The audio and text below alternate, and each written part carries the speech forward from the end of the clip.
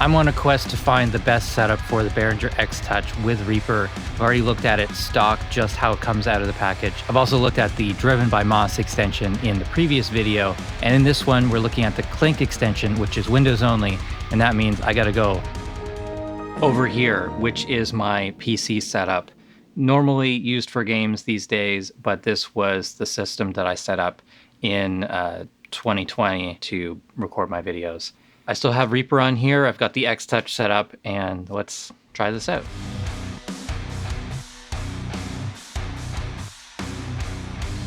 The Klinke extension is one of the oldest extensions for Reaper. It's originally made for the MCU by Mackie, and a way for Reaper users to get a little more features out of that. It's since been used for the Behringer BCF 2000, as well as the X-Touch and a lot of other controllers that use the MCU protocol. This is a Windows-only extension, but technically it is possible to run this on Linux or on Mac, just no one has done it. It's open source, please someone do it. But this isn't the only extension for Reaper there is. There's also CSI, there's Relearn, there's Smart Knobs 2, and the Driven by Moss extension that I've already shown. There are a lot of choices, there are a lot of options, there are a lot of things that one extension does better than another. That's why I'm doing this series. I want to get the best experience with the Behringer, which apparently means driving myself completely crazy, having a miserable time trying out all of these different features. But hopefully, in the end, I'll be able to save you some time. And for the users of each of these extensions, they can help me out with tips and tricks that I may have missed just in my, flailing around trying to make it all make sense when I've got 6 different extensions that I'm trying to keep track of. I just want to have a good time with it in the end, and hopefully that relates to what, you probably want to have something similar as well. You just want to have it be an extension of Reaper and a great way for you to interact with your mix. So first, a quick recap of the X-Touch. This is a 8-fader control surface with motorized faders. It has a jog wheel, it has transport buttons. It's got nearly 200 buttons that can be assigned, plus with the Shift, Option, Control, Alt functions that multiplies. And you can use multiples and again multiplies. The possibilities. So there's a lot of things to assign, and choosing any of these extensions, you want a good chunk of that stuff to be assigned from the start. You want your fast forward and rewind, your play and stop and record buttons to just do what you want right from the start. Do the most logical thing. You don't want to have to manually assign the faders, the record buttons, solo, mute, select buttons, all those sorts of things. But then these other buttons, you want to have the option to control those things, whether it is inserting your favorite plugins or showing a certain window on screen or inserting tracks. There are loads of possibilities for these things. You got to figure out what is the best way for you. I'm still figuring that out and learning as I go through here what I actually like and dislike. So now let's move on to the actual installation process of the Klinke extension. Most of the documentation for this is on the Reaper forum. There's also a PDF manual and a download link for this file. So I'll have that in the description of the video. We want to make sure we're getting the 2022 download, but the most recent one will be just csurf mcu klinke.zip. PDF is also inside of that zip file. So this is what's inside the download. You get the MCU folder, which is most of the templates and things that the extension uses, that manual. Then you've got the 32-bit and 64-bit versions of the DLL. They recommend just grabbing this and then all these files actually, and putting them into the Reaper resources folder. I'll show you how to get to that. So we're going to Reaper, go to the options menu, and then show Reaper resource path in Explorer/Finder. We're here in this folder. I'm going to go to user plugins. I do have a bunch of extensions installed already, so yours may look different, but let's snap this to the left and grab our download and grab that. I'm going to drag all of these and drop them. I'll copy it into the user plugins folder. Now going back to Reaper, quitting Reaper. So we're going to make sure that the X-Touch is set up correctly from the start. So we're going to hold down the select button on channel 1 and turn on the power. I've got it connected with USB, by the way. The mode is set to MC, and the interface is USB. When we're done here, press the green select button, and it will reset. It's ready for use as a Mackie controller with USB. I'm going to launch Reaper, and we're going to go to the options menu and then preferences, and we're going to add a control surface. So we're on the Control OSC web page, and then control surface settings. Change this to Mackie Control Protocol Klinke, MIDI input, X-Touch, MIDI output, X-Touch. We don't have to check any of these options for the X-Touch. Those are for other devices. So we can hit OK now. One more thing we should change here in the Reaper preferences is control surface display update frequency. They recommend 30 for this. It's also important to make sure that in the MIDI devices page, you don't have the X-Touch enabled for any other functions. So yeah, disable that and you should be good. And I've got one track in Reaper and one track has come up on the controller. So I can adjust the volume here and the pan instantly. I can press the flip button on the controller, and now my pan is on the fader and volume is on the knob. Flip again to reset. I've just added 8 tracks, and all those controls are independent, and you can see as I touch these with up to 8 fingers, you can move things automatically. And the master track is on the 9th fader. So, that's all as you would expect it. That is working perfectly. And we've got record arm buttons here. We've got solo. We've got mute and select. And on this device, the select is a exclusive select, but you can also hold down the shift key and then you can select multiple tracks and you can move them together. And it's sort of like a toggle from like last touched. Holding down the control key adds one or takes one away from your selection. The solo, record, mute buttons, they all work basically how they would in Reaper normally. Basically, each one is independent and there's no like exclusive mode. For the solos, if I hold down the option key or the shift key or the control key or the alt key, there's no difference in function there. I think some of the other extensions do have that a little bit differently. But in the master section, there is a solo clear that will clear all solos. I'm going to create a send from track 1 to track 2, and I'll create a send from track 1 to track 3. So there's 2 sends on the first track. So far, we've been in the pan surround mode here under encoder and assign. We select a track and then press the send button. Then we can see the sends on that track. So track 1 was selected. There are 2 sends, and I'm adjusting the sends there. Hopefully you can see that in Reaper's send section of the mixer that the sends are being adjusted with the faders as I move them.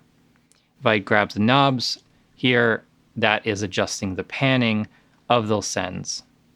Clicking the buttons doesn't reset. That'd be nice to have. And then flip will switch to panning and volume for the sends. One function I really like about this extension is holding down the send mode will just show the sends temporarily as you adjust, and then when you let go of send, it goes back to the default pan mode and your faders are showing the volumes. So I can select a track, hold down send, and I see that there is one receive. So I can even adjust tracks that are sending to a track. And if I make a selection of a track where there is no send or receive, then the send light does not come up. So very cool implementation of sends. I don't think the other extensions that I've used so far have had that implemented. I think probably it's possible with CSI and Relearn and the others, but I don't think the Driven by Moss had that, and the basic MCU implementation from Reaper does not have that. very cool to see. So the pan mode is your default track control setup that's going to work for most of your mixing work. The track button to the left of that didn't seem to have any function for me. The displays change when I hold that down, but did not seem to have any other function. So maybe that is something that can be assigned or customized later on. The EQ button will say, please read the installation part of the manual. I don't really know what they mean by that, and that's one of the roadblocks I hit early on. Let's just say it's probably not implemented, or it's something that I need to do myself. Then there's plugin mode, and I don't have any plugins on this track yet, so we'll come back to that. Instrument mode, I believe, is also one that isn't fully implemented out of the box. So in the global view section, this highlighted section, we've got all these buttons here. They are user assignable, no functions, but they do send through the MIDI to Reaper, so you can assign that in the action list. We'll come back to that. Then the function row is working with markers and regions. So the function row, F1 to F8, plus the shift button, will allow you to add in markers or regions. So we're going to press the, if I press the F1 key, that's going to jump my Reaper timeline or my play cursor back to the start of the project where I have a start marker. I can move the jog wheel, or I can hold down the navigation button, the fast forward rewind buttons, and move that over. If I press the control key and then press F2, now I've got a marker at F2. If I press the marker button on the controller and then go left, that will jump to the next marker. All right, so hopefully we can see all the buttons here now. If I press Control Option 1, that will make a region for that time selection. So let's again go to F2 to move my edit cursor forward. I'll make another, F2, and I'll move my cursor over a few bars. Let's go up to bar 25 and hold down Shift and then press F2. Now it makes a time selection from my edit cursor back to the previous marker. Control Option F2 makes region number 2. And if I want to jump to region number 1 and set my time selection there, I press Option and an F1, and now my time selection and my loop points will actually go there. So if I press the cycle button, my playback looping turns on, and I can press play. Oh, I didn't move my edit cursor there. I'm going to press the marker button and then go left. So now I'm back at the start and I can press play. Okay, so the marker and nudge buttons are supposed to work with the fast forward and rewind buttons. The nudge button does not. It's like reserved for future use. It's supposed to control like nudging items or something, but it's not implemented yet according to the manual. But if I press the marker button and then fast forward, that's going to jump between my time selection points, my marker edges, my region edges, things like that. If that's off, then it's going to move in 1 bar or 1 measure increments in the timeline. I'm not sure of the speed for the jog wheel. It seems kind of slow. It seems like 0.53. It's kind of a odd amount. It seems to work a little bit better with scrub enabled. It's a little bit faster, I think. For navigation, we've got scrolling left and right, and tracks if you have enough tracks that fills the project. So let's do, there's 37 tracks. And if I scroll down, so this is kind of doing a scrolling by track, 1 track at a time, basically, into view. I'm going to turn on the zoom mode. And so pressing left will zoom out, pressing right will zoom in. Let's see, if I hold down the zoom button and turn the jog wheel, that does not. That was something in the Driven by Moss extension that I really liked. And then we've got track height when we have the zoom, the magnify button turned on. The fader bank buttons here and the channel buttons move the control surface faders in groups of 8 or in groups of 1. Got the first track selected. If I press the channel button over, you can see from the display that this is track 9 at the top. There's 16. And that's pretty useful to have the track numbers because it can be easy to get lost in there. And also a really cool thing is this assignment number here. Instead, a lot of the extensions use kind of a code there, but in this case, it uses the track number. So I can see which track is selected very easily. And if I have multiple selected, then it's not going to show. It'll just be blank for multiple. The channel button just goes left to right by 1. All right, coming back to sort of the middle section of this, we've got the read, write, trim, touch, latch, group buttons. These are for automation. Unfortunately, the group button does not have a function, but let's say I select track number 14 and I press touch. Now this is in touch mode, and I can touch the fader and write automation and have that play back. So let's just press play. I'm in touch mode, and then I'll stop, go to read mode. And if I play again, you can see that that moves on its own. Then in the utility section, we've got the save, undo, cancel, enter. So I press the save button, that's going to save the project. If I press undo, that should undo any function that I had recently performed. The cancel and enter buttons don't seem to have a function. And unfortunately, they don't send to Reaper's action list. So that's basically it for all the kind of built-in, out-of-the-box functions. Now let's get into plugin control. Okay, so I've got one track in this project, and it has the Arturia 1176 model. I've got track 1 selected. I'm going to press plugin, and it says you must select AFX on the displays here. I'm going to press select for the first, and so first slot will be shown there. And now I've got hands-on control over various functions. On the displays, it says what each one does. Then as I'm adjusting, you can see the kind of the range of controls or which parameter is being moved at each time. I can adjust the input control here. And these are actually linked on the output control. So let's see if I can find, I think that's this one. Input link. And so I've got my third fader is the input control, and the 7th fader is the output control. So I can adjust these two and dial that in. And then the middle ones are attack and release and ratio. So this is pretty intuitive. And if you wanted these in a different order, there is a way to actually modify this.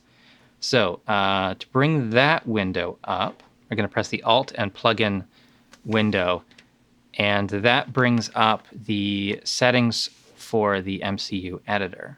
So I've never actually done this section of learning this yet. Everything just finally started working yesterday. So we're going to do this live, basically. In the MCU editor, this is editing the control layout for a plugin. And there are 8 banks, 8 pages per bank, 8 channels available on the controller to assign things. We also have the 8 pots. In this automatically created plugin map, none of the pots, the knobs on the controller, are actually used. So we can assign that by, so we've got channel 1 pot, and let's say we want this on input gain. We can just select it from the list. As long as that plugin is selected, it will get this list automatically, which is super nice. We can have a short name and a long name for parameter. So the long name shows when you're adjusting the parameter.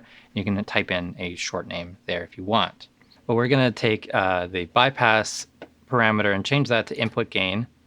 That seemed to instantly change, and I can see that working there. I do still have that on fader 3, so I'm going to go over to channel 3 and switch that one to Let's do that one as ratio. Let's go to channel 2. I want this to be output gain. And channel 4, I want attack. Channel 5, I want release. Channel 6, let's make 6 mix. And 7 we'll set to none, and 8 set to none. And then let's go to the channel 1 pot and make this the input-output link. And yeah, let's see how that goes. So input-output link is this control here. If I grab this, it does not seem to move.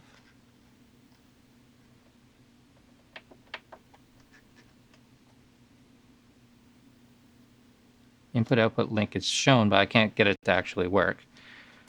But faders,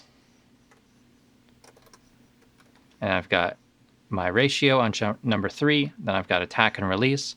And this is kind of the order that I use this tool anyways.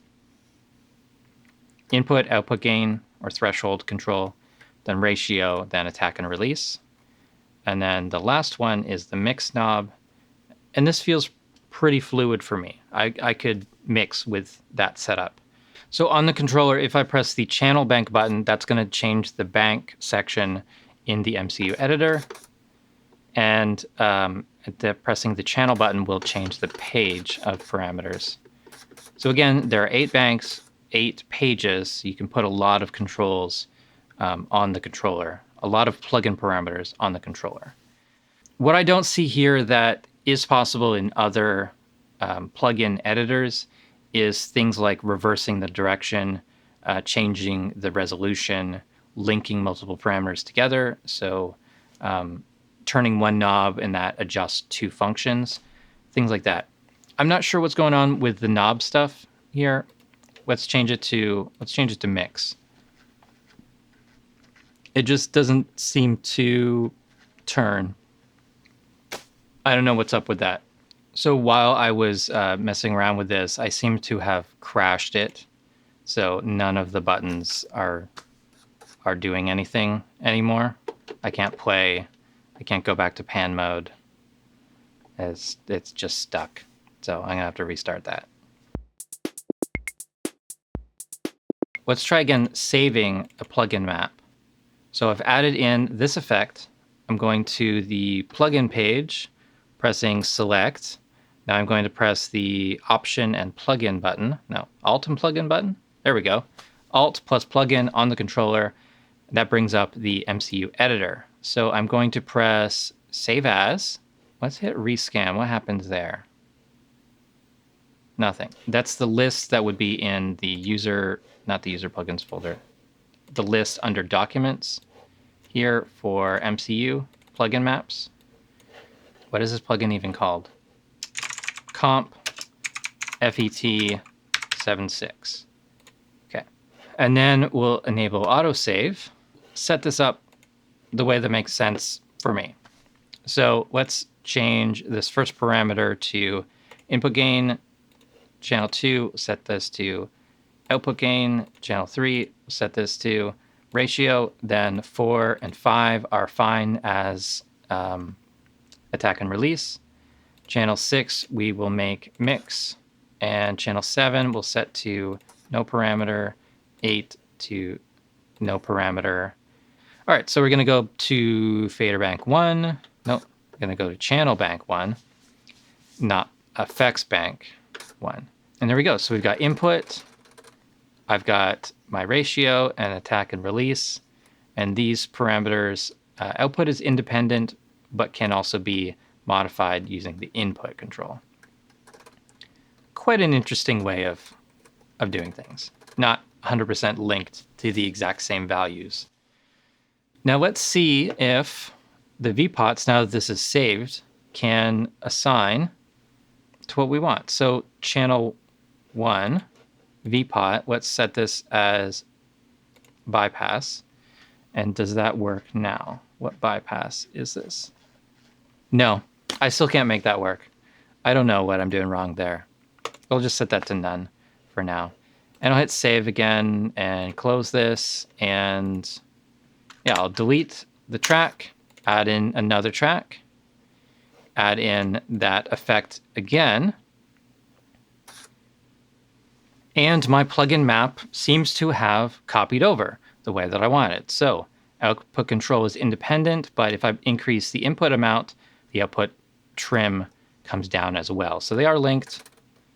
Then I've got ratio, attack, and release. Hopefully someone in the comments will explain what is why the VPOTs aren't linking correctly. So the flip button will bypass the effects. The master fader controls the mix knob on the plugin. This one has a mix knob already, but you know the built-in Reaper function is there. Alt plus flip will go into Delta solo mode. Pretty cool. Great to have that. Yeah, so this seemed to work well, except for the one knob that didn't want to assign.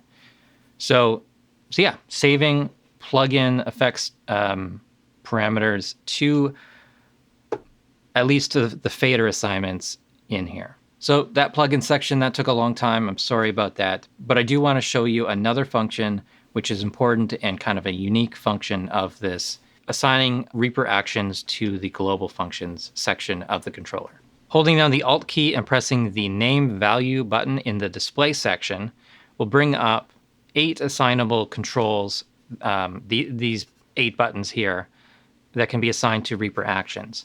And then toggling Shift, Option, Control, or Alt allows you to further, using the modifiers, assign even more actions. So let's do a simple one for MIDI tracks. I want to insert a MIDI track. So go to the action list. There's insert virtual instrument on a track.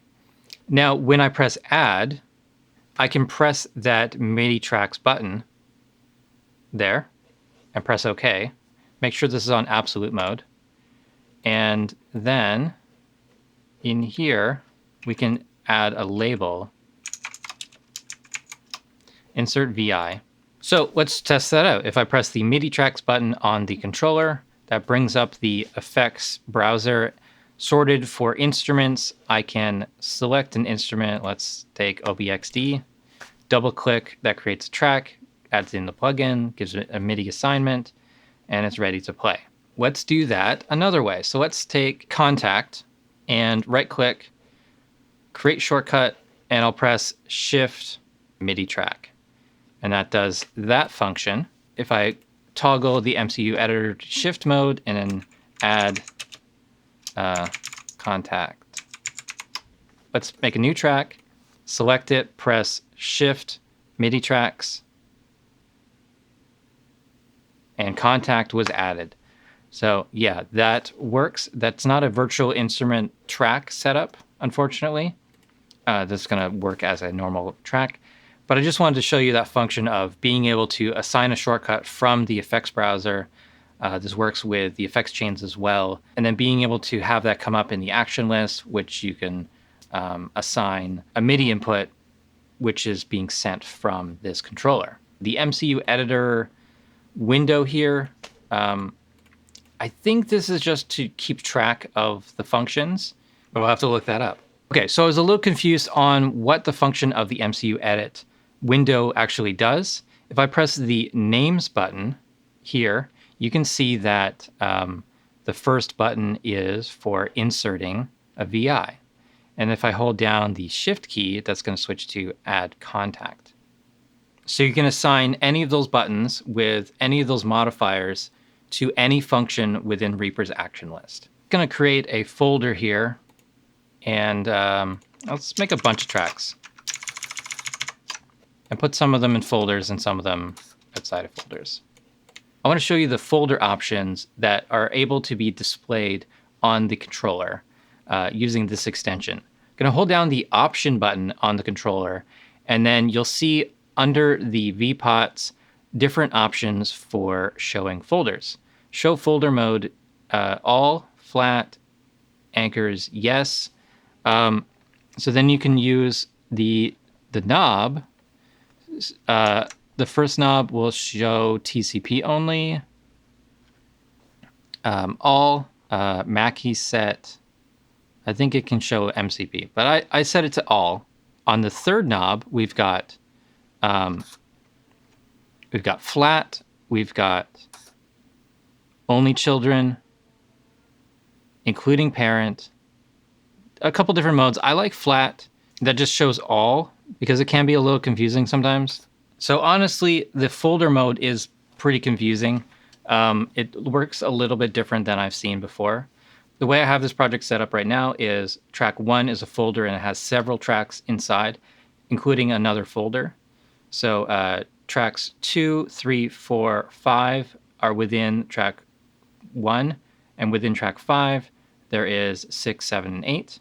And then there's 2 tracks that are not in any folder. With my folder display mode set to only children, then I only have the 3 top level faders. So track 1, 9, and 10. If I hold down select on track 1, track 5 also comes up, and that is because there is a child folder track. If I hold down on track 5, select button, now I'm only seeing 6, 7, and 8. I think it makes sense after a while, but it's not entirely intuitive, and that may just be because of the folders within folders sort of thing. If I tap the global view button, that will come back up so that I'm seeing the children here, 2, 3, 4, 5. If I press global view again, that goes up to the top level tracks. It is a little confusing, but I think you could get used to that. If I was to stick with this, I'd probably stay on the flat mode, where it shows all tracks all the time. So it's a pretty solid extension for the X-Touch with Reaper, as long as you're on Windows. And for me, that's not going to be possible. I'm not going to be able to use this past today, just because Mac is where I prefer to work. But if you are on Windows, I think there's a lot of nice things about this. The auto map function for mapping the plugins seemed pretty solid. You can't do everything that you would be able to do with an extension like CSI, but there is a nice on-screen configuration with autosave and all of that built in, which is a great advantage. There's no code. There's no text editing involved. That's awesome. I like that it's a combination of a bunch of kind of pre-wired stuff plus assignable function buttons that you can configure. Yeah, lots of cool stuff. Ultimately not for me, but hopefully this has been helpful. And if you are looking at using the Klinke extension with an X-Touch or some other controller, hopefully this is still helpful regardless. What's next? I don't know. We might do relearn. We might do smart knobs 2. Let me know in the comments what you want to see next. Relearn 2 or smart knobs 2 or CSI. Let me know. Thank you so much for watching. Please subscribe to the channel if you haven't already. Follow me on Facebook and Twitter. Support the Reaper blog through Patreon. Visit reaperblog.net for a lot more tutorials.